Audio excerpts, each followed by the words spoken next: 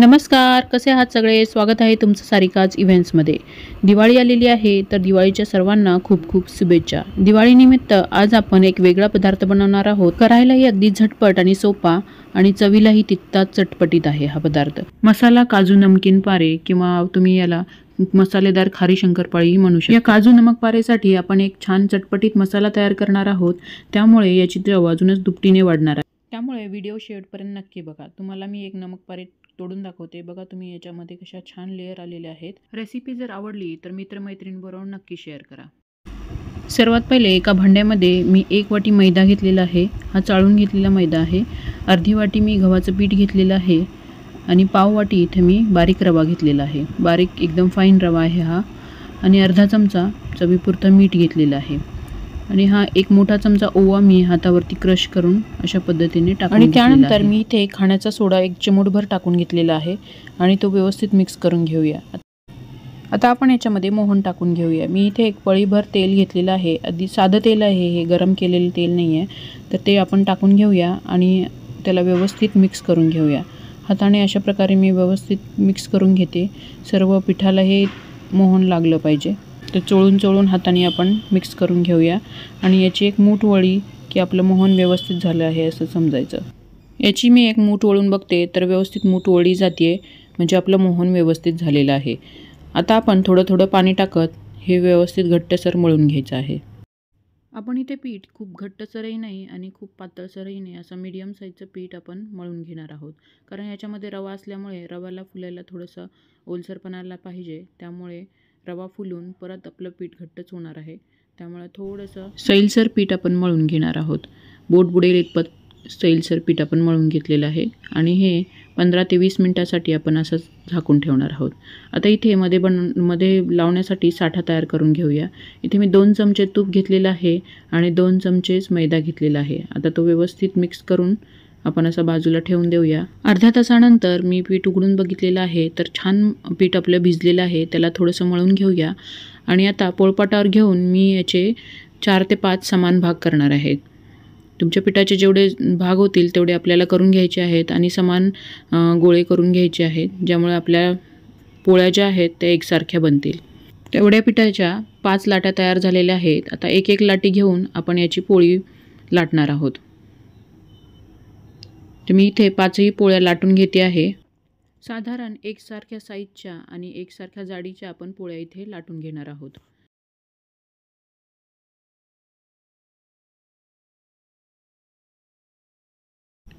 तुम्ही बघू शकता एवढ्या साईजची मी पोळी लाटलेली आहे आणि आकारही सर्व पोळ्यांचा सेम केलेला आहे. इथे मी 5ही पोळ्या मी लाटून घेतलेल्या आहेत. आता त्यातली एक पोळी आपण पोळपाटावर टाकून घेऊया आणि जो साठा बनवला होता तो साठा त्याच्यावरती पसरून घेऊया. व्यवस्थित सर्व बाजूंनी हाताने अशा पद्धतीने मी हा साठा पसरून घेते आहे. आता साठा लावून झाल्यावर आपण ही दुसरी पोळी त्याच्यावरती टाकून घेणार आहोत आणि त्याच्यावरती साठा लावून घेणार आहोत. तर व्यवस्थित पोळी एकसारखी एकमेकांवर टाकायची आहे आणि साठा लावून घ्यायचा आहे.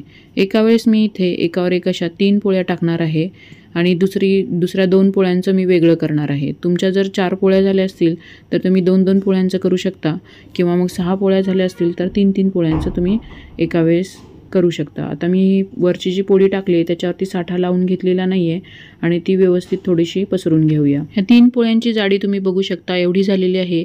आता मी एक कटर घेते आहे, ज्याच्यामुळे आपल्याला व्यवस्थित असे काजू कापता येतील. तुमच्याकडे जर औषधाच्या बॉटलचं झाकण असेल तर तेही तुम्ही यूज करू शकता. माझ्याकडे इथे हे कटर होतं, तर त्यांनी व्यवस्थित असा काजूचा शेप येतो. तर ते कटर वापरून मी इथे सर्व काजू कापून घेतलेले आहेत. तुम्ही बघू शकता अशा प्रकारे आपले काजू झालेले आहेत.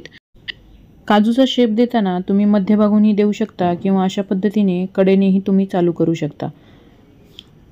तर अशा पद्धतीने छान काजू आपण पाडून घेतलेले आहेत आणि राहिलेले पीठ परत नंतर यूज करण्यासाठी नंतरच्या चपातीमध्ये तुम्ही यूज करू शकता.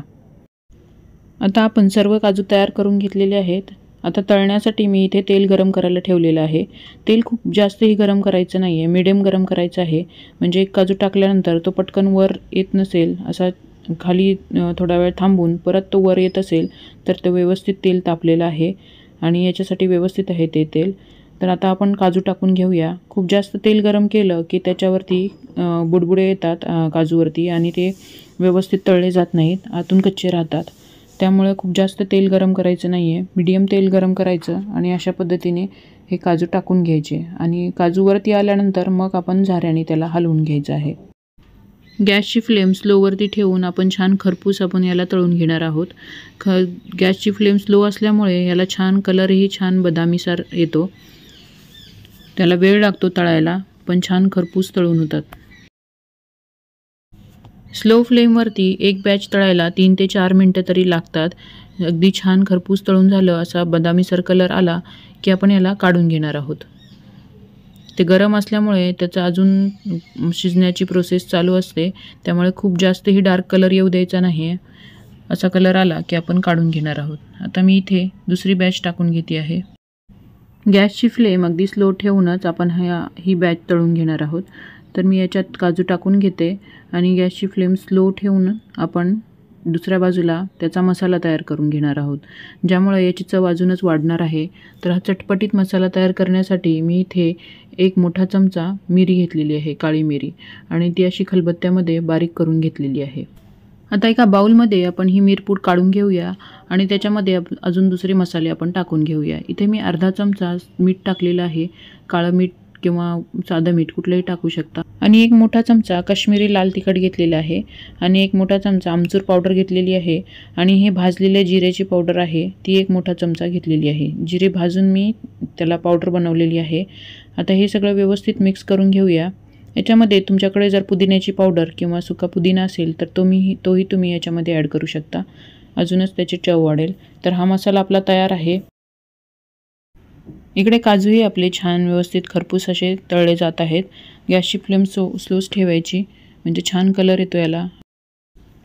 आता छान कलर आलेला आहे बदामीसर. तर आता आपण हे काढून घेऊया. तुम्ही बघू शकता किती छान कलर आलेला आहे आपल्या काजूंना. अशाच प्रकारे सर्व काजू आपण तळून घेणार आहोत. सर्व काजू आपण इथे तळून घेतलेले आहेत आणि हा मसाला जो आहे तो गरम काजू असेपर्यंतच त्याला लावून घ्यायचा आहे. मी एका भांड्यामध्ये या काजूंना काढून घेते आणि त्याच्यावरती हा मसाला अशा प्रकारे टाकून घेते. जर तुमचे काजू जर तळून थंड झाले असतील तर त्याला थोडासा तेलाचा हात लावून मग हा मसाला टाकून घ्या, म्हणजे सर्व काजूंना हा मसाला व्यवस्थित लागला जाईल. तर अशा पद्धतीने मी चमच्याने आणि भांड्याला असं हे करत हा मसाला लावून घेते आहे. गरम गरम ह्याच्यामध्ये ह्याला व्यवस्थित मसाला लागला जातो. तर आपल्या इथे काजू नमक पारे किंवा खारी शंकरपाळी तयार आहे, काजूच्या आकाराची खारी शंकरपाळी.